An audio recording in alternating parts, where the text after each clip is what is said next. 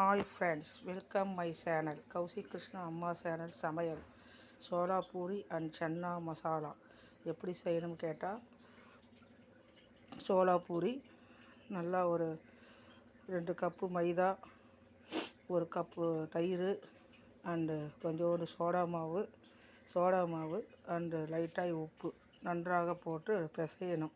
பிசைஞ்சு 1 மணி நேரமோ ஒரு அரை மணி நேரமோ ஊற வைக்கணும்.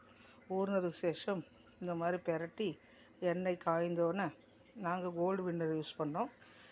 பாம் ஆயிலை தவிர்த்துருங்க. வேறு எந்த எண்ணெய் வேணால் யூஸ் பண்ணி நல்லா காய வச்சு இது மாதிரி சோளா பூரியாக போட்டு எடுங்க. அதுக்கப்புறம் அதுக்கு தொட்டுக்க சன்னா மசாலா.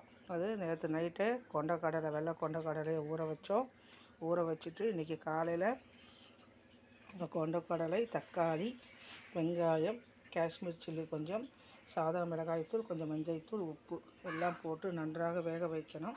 அது வெந்தோடனே சோளா பூரி மாவு பிசையும்போது கொஞ்சம் சர்க்கரையும் போட்டு பிசைஞ்சுக்கோங்க. ஓகேவா?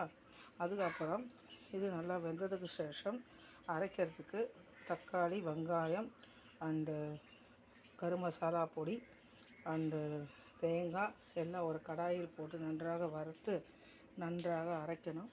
அரைத்ததுக்கு சேஷம் இதை அதில் போட்டு மிக்ஸ் பண்ணி நன்றாக பொட்டுக்கடலை, அப்படி இல்லைன்னா முந்திரி பருப்பு, இது 2 போட்டு அரைத்து நன்றாக கலக்கி, அது நன்றாக கொதி வந்து திக்கானதுக்கப்புறம் எண்ணெய்,